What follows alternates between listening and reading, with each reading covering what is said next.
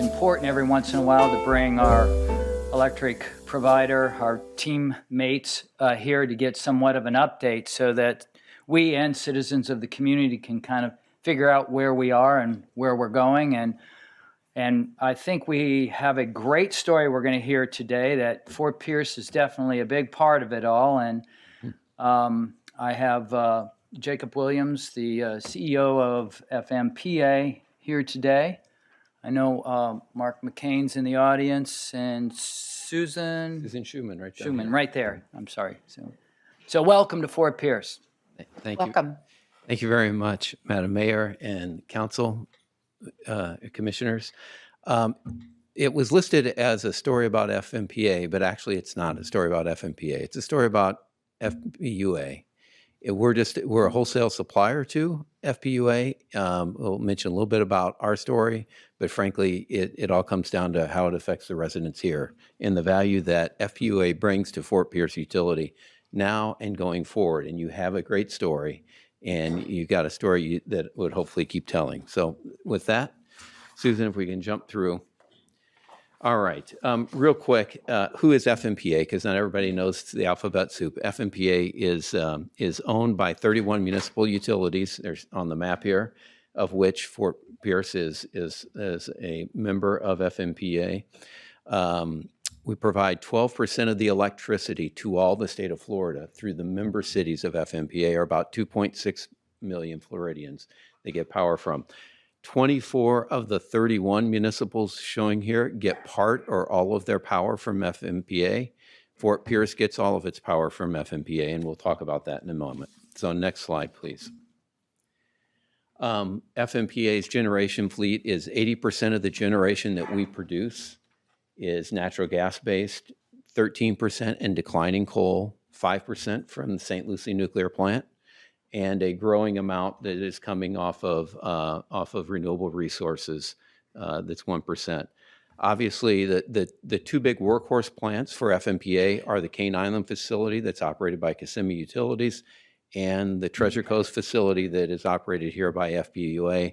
That Treasure Coast facility provides about a third of the electricity for FMPA overall. So, and we'll touch on that in a moment. FMPA's kind of the big goals, the long-term goals, not just the annual, but the big goals are, number one, to provide low-cost electricity to our member cities and to stay below $70 a megawatt hour wholesale. We'll show you in a minute why that's important on a chart. But that's our big goal over the next 5 to 7 years, is to stay below 70. It will be harder because the price of natural gas is moving up, but that's the goal, and we want to stay to it. Second is to work with our member cities to provide as reliable service as you can for your customers. 60 minutes is the average outage time that we'd love to see in the state as a whole from the municipals, and FPUA is doing a great job there. And the last big goal is to reduce our carbon emissions by 50% from 2005 levels by 2030 or 2027. So with that, let's talk about cost. And I remember my very first meeting 5 years ago with the city was right here in Fort Pierce. And one of the things we talked about is the average person needs affordable electricity in Florida. And if you look at the municipals in particular, if you look at the average incomes in the state of Florida, they're about 10% below the US average. Well, the municipal systems, the 31 that we mentioned, their average income is another 10% below the Florida average. And then you look at Fort Pierce, it's probably 10% below that. And so you do the math and you realize the electric bills probably didn't go down proportionately. In fact, Floridians use twice as much power as people in California and New York because it's hot and humid. So price of electricity means a lot to everyone in the state of Florida. And Florida has a unique nature with a very high fixed income population, with a low income population as well. 30% of Floridians pay 10% of their after-tax income to pay the electric bill. So what we do, what you do, has a huge impact on the citizens of this city. All right? And I want to say we recognize that, and that's why job one is to be low cost. And with that, we've got a great story to tell in that 10 years ago, the prices were rather high. You all paid quite a bit for the electricity. This past year, we had record low prices. You'd have to go back to 2004 to see prices from FMPA that were lower than first time we were below $70 in 16 years. And that's where the 70 comes in. We're at 66.8 dollars a megawatt hour. That's a 36% price decrease from 2009. Do you put it in dollar terms? The amount of electricity used in '09 compared to today, the price difference, the citizens pay $10 million less, or excuse me, $20 million less for power today than they did for the same amount of electricity in 2009. That's real impact in the community, and you all are having that. And it's our job to make sure we provide you the low-cost power. So we're delighted about where we were this past year. This year, we're going to stay below 70. Gas prices are working against us, but we'll still be there. We took about $30 million out of in some cost savings, selling off extra power, a number of things we've done, all to help out, including gas prepaid contracts. I know John may have talked to the commission before about we bought gas under a long-term arrangement that saved us quite a bit of money. It's about $3 million a year just in savings in the way we contract for gas, which is a big deal. But I want to really talk about one of the big pieces of saving you all power is actually the Treasure Coast facility, saving you all in terms of cost.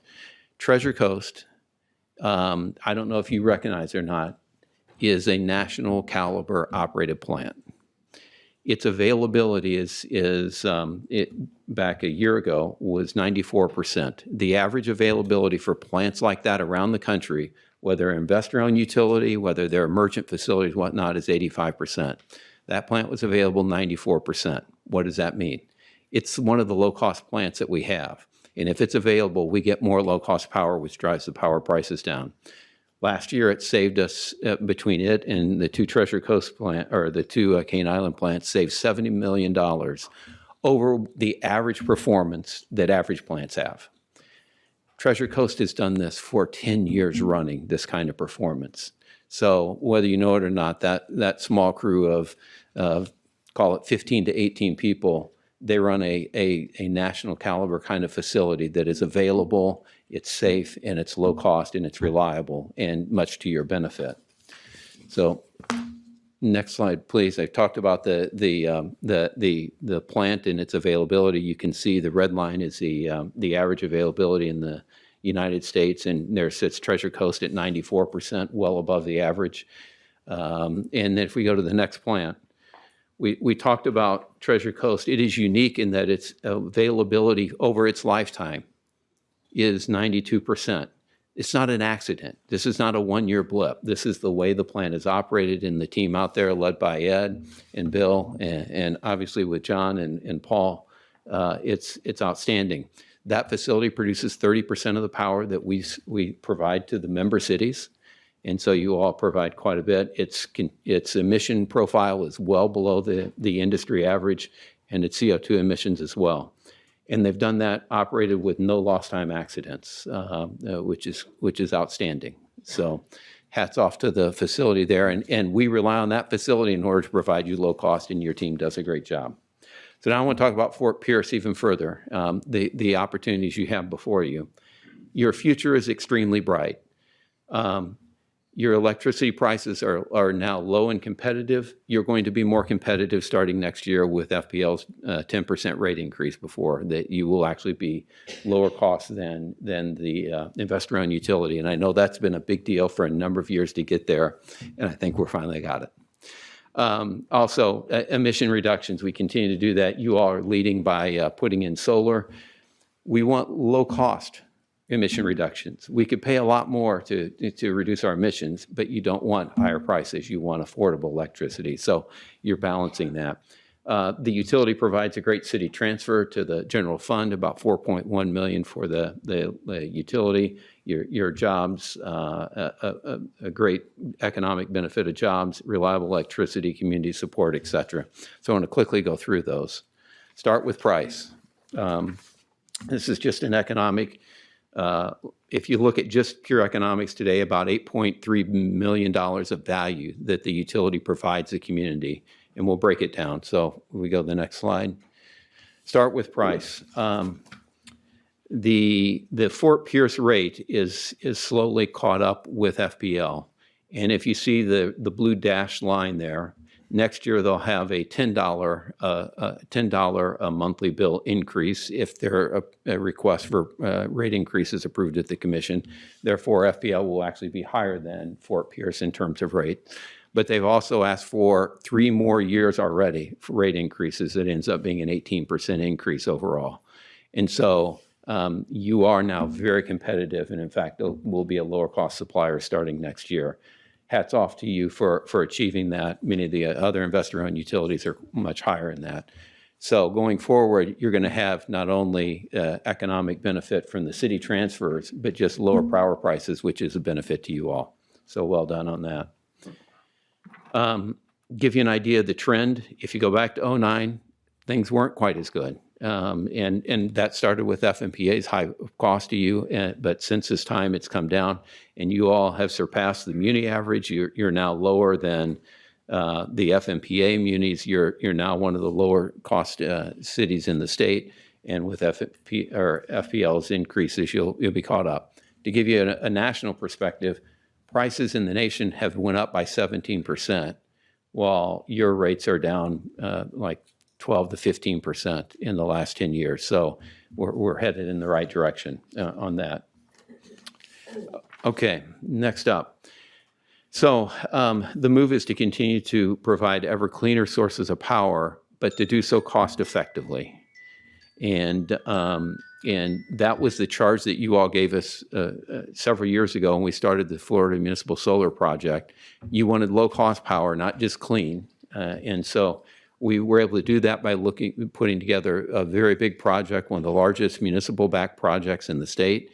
You all are a part of that. You have about 18 megawatts that will come off to be the supply. It'll be probably, what, John, 5% of the supply out in 2024, maybe 4%? Yeah, 18% of the capacity and about 5 or 4% of the actual energy comes off, and we'll continue to reduce it.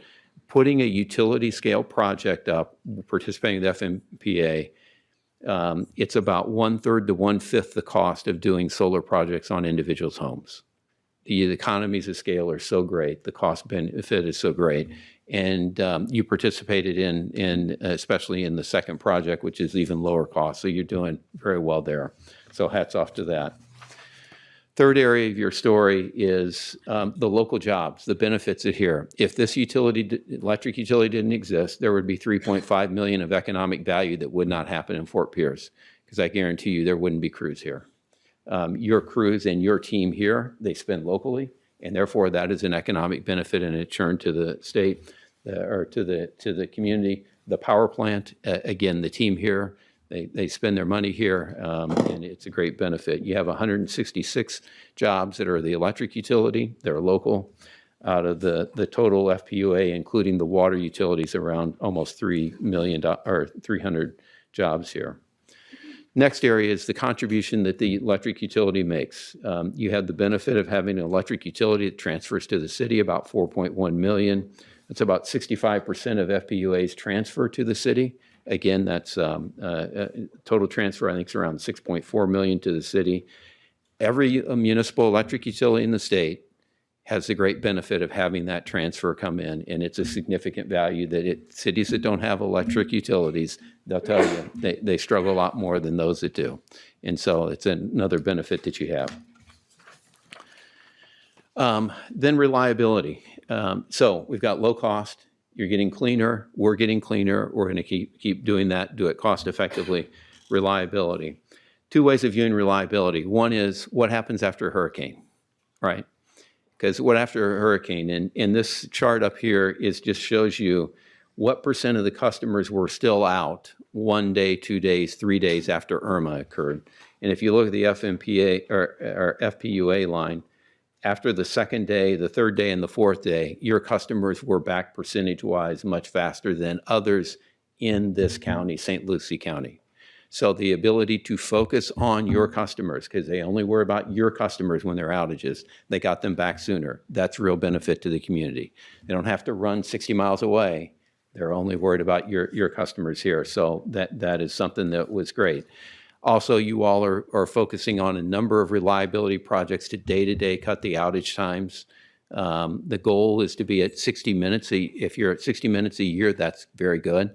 And so I know that Paul and John are working quite hard on doing those things. We work with you on that. And again, doing very well there.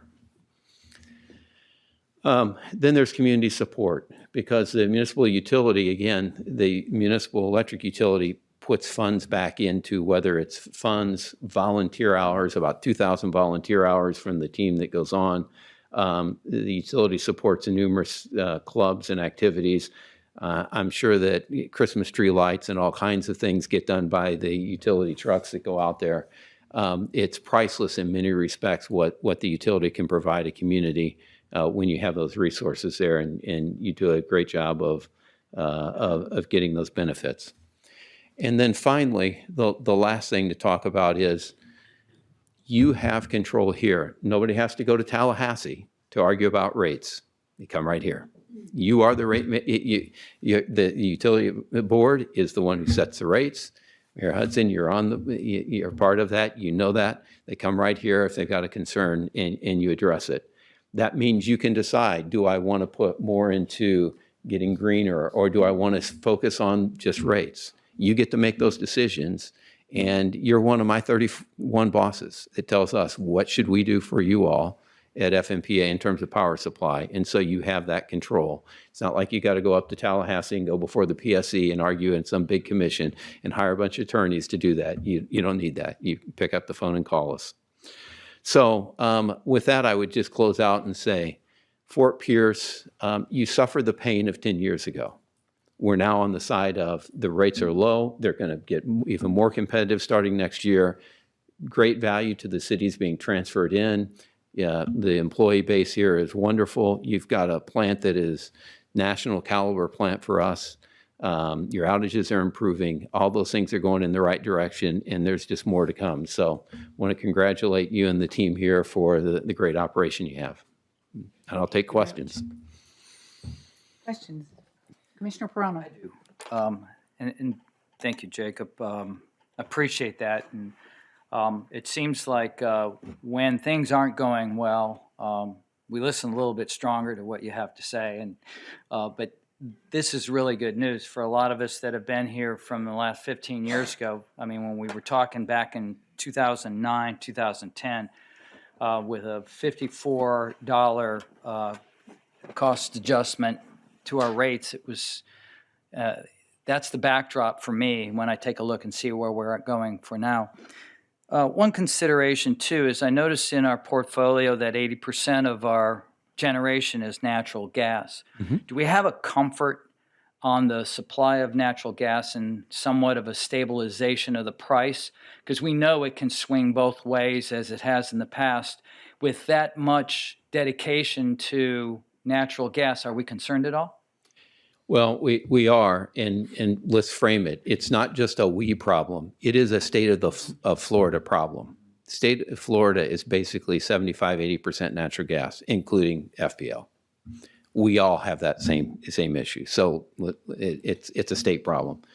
To that point, we have 3 major pipelines that provide service to. There used to be 2. Sable Trail was the 3rd one that was added here in the last 4 years. There's a lot of conjecture about why it's needed. It was very badly needed. So from a pipeline standpoint, there's a bit more robustness to that. Is it the end all? I don't know about that. I think there still needs to be some more upgrades along the way.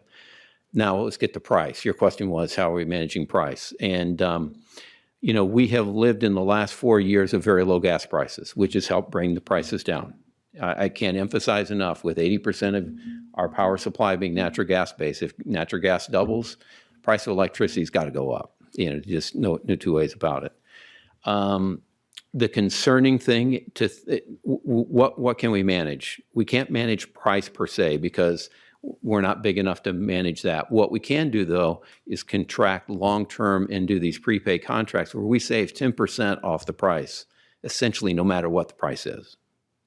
So that's one thing we can do, and why I say that municipals, entities have the ability to use our low cost of capital to do those, and so we're taking advantage of that. We're now about 30% of our supply. The board has authorized us to go up to 50% of our supply, getting that extra 30 cents a million off, and we're in the process of trying to get that. So that's part of our price management. But it is an issue, and I will just say this. Normally, we would say as the price of oil in the United States goes up, the price of natural gas would come down.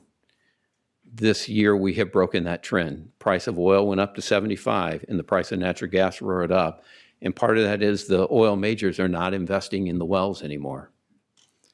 And there are a lot of reasons why. We could have a debate on that for quite a while. You can have your own conjecture, but the fact is that that's an issue for Florida. It's not just Fort Pierce. It's not just FMPA. It is all of Florida. We depend on natural gas. We don't have coal down here. We don't have much nuclear. Sun is great. It's going to grow, but sun doesn't always shine, and you're going to have gas. It's got to be the backup fuel. Yep. Any other questions? Just a comment.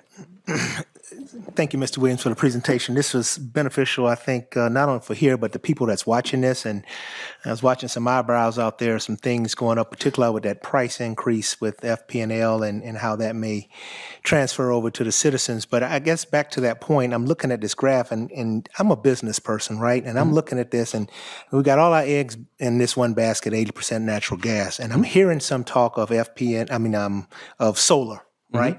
So help me understand why wouldn't that balance out and we see more in the solar and capturing more of the sun when we can, Sure. and saving that and then transferring those savings to our constituents out there. So the price of solar, if you want to amortize the price of solar, let's say it's $25 a megawatt hour, but it's only available a third of the time. Okay. So our natural gas units are usually much lower cost than that to operate, not building new ones, but the ones that are on the ground. So we're going to run those as much as we want. The solar is getting more cost effective, but remember, it's only available 30% of the time. And sun doesn't always shine, even in the middle of the day in Florida, as we all know. In the summers, we get the rains quite often every day. And so the balance is how much more solar, and we're going to go from zero solar to probably 7 to 10% solar, which is a big change in this industry in the next 7 years. Mm-hmm. But at some point, you get to the point where you're relying so much on solar, you've got to still keep all the gas plants sitting there ready to run. You can't get rid of them. I get that. Right? Because there's 5 days in a row where the sun doesn't shine. And where's it going to come from? Now, we can put in batteries. Battery storage is much higher cost than running the gas units right now. So we're making that balance right now. But the cities have said they wanted a small amount solar. We've added it. We're going to continue to add it. We're going from 150 today to about 375 megawatts by 2023, 2024. So we're adding quite a bit. Okay. But it's just a matter of how much. Now, you've seen legislative proposals that say you want to be 100% renewable by pick your year. Here's the problem in Florida. To do that, you'd probably triple to quadruple the price of electricity because you'd have to have all solar fields and all batteries 10 to 15 times the size of the entire generation fleet in the state today. It's not doable. And everyone thinks Florida's a sunshine state. Well, we're 25% less sunny than Phoenix and the LA area. We are not really the sunshine state. We're kind of an average sun state. Just happens that everybody comes here at spring break and thinks it's always sunny, but Don't tell anybody.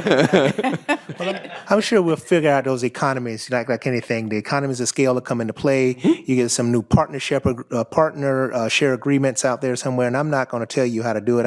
I'm curious about it, and I know the public is curious, and I wanted to make sure we had a good understanding of what that looks like, because it's not as easy as say it's just putting on top of your roof and sucking in the power that way and running your household on it, and you have to take into consideration the contingencies as you're stating. Storms come in and all of that stuff, and so it's a good conversation to have. Fort Pierce is in a great place on the investment. I think what I take from this is that the buying power of being in this group of others helps us to keep our costs down because we have a larger footprint, because we can buy more at a larger scale and store it and ride the price waves pretty neutral while everybody else is fluctuating. That's what I absolutely. And to solar, just to give you an idea, when we say utility scale solar, what does that mean? 1 square mile worth of solar panels is a single 75 megawatt project. So take a single mile square block here and say that whole thing is carpeted. That's the kind of economy of scale you have versus a little home here and a little home here and so forth. Gotcha. And so as a result, you get costs that are in the $25 versus $75 to $125. Thank you. Madam Mayor, Yes, just sir. one quick one. In regards to solar, doesn't that extend the life of the natural gas plants? Does it extend the equipment life? Does it do anything to benefit by adding, maybe is it a little bit of downtime to add the solar back in the grid? The solar is nice in that when the solar's on, usually your loads are up because it's a hot sunny day and actually the clouds didn't come in. So that's great because it takes the peaking off. But but Treasure Coast, it's a 7x24 plant. It doesn't shut down. It's up in maintenance, and Ed and team are really not happy when it goes down. So it doesn't matter whether it's doing 50% or 100%, it's still the same wear and tear on the. In fact, one could argue at 100%, it just runs like a kitty the whole time. Okay. So the big issue that the state will wrestle with is as you grow more and more solar, eventually those units got to start backing down a lot, and they don't like to do that, and we don't want them to do that if we can. So Yeah, we're that's- managing that. Absolutely. That's good to hear. Yeah. And because that's the conversation, when we go to Tallahassee, and we start speaking about these things and what ideas there are out there to be, the 100% in year 2040 or whatever it might be. That's a good piece of the puzzle to talk about for us. And Florida is probably the poster child of the issue that will be in play in the electric sector. We are so electric intensive. We use so much electricity per person here, and we only have solar and natural gas, basically. And so you want to go 100% solar, it's going to be real costly. And do you think the customers, the Floridians can live with that? The answer is no. I don't think most can. So that'll be the interesting discussion as we go forward. Thank you. Yeah, they did once, though. They did once live without electricity for a lot. So I also wanted to add that one of the things about FPUA, and I'm sure the other companies in FMPA has done a really good job at, is not only after the hurricane, but storm hardening and doing a lot of preparation. What people don't realize, and we've done it on a pretty reasonably frugal basis, whereas I think, I'm not sure about this, but FPNL, their increases, I think, are at least in part due to their storm hardening, and we've kind of done that all along, and that's Right. I mean, storm hardening, real simply, storm hardening, undergrounding certain main circuits, and then putting in stronger poles, be it steel poles or concrete poles, and the team has done a good job of doing that. It's not something that gets done one time, at one year. It takes many years of investment in a row to harden up for the storms, and they've done a great job. And so the good news that you've brought us is about the rates, and I know that bad news hangs around a long time, and so FPUA has suffered from people saying my rates are so high, and they right now are not, and next year are going to be lower than FPNL, and so thank you. I hope we get that good news out there. And we hope we can help you tell it. Okay, thank you very much. Thank you very much. Alrighty.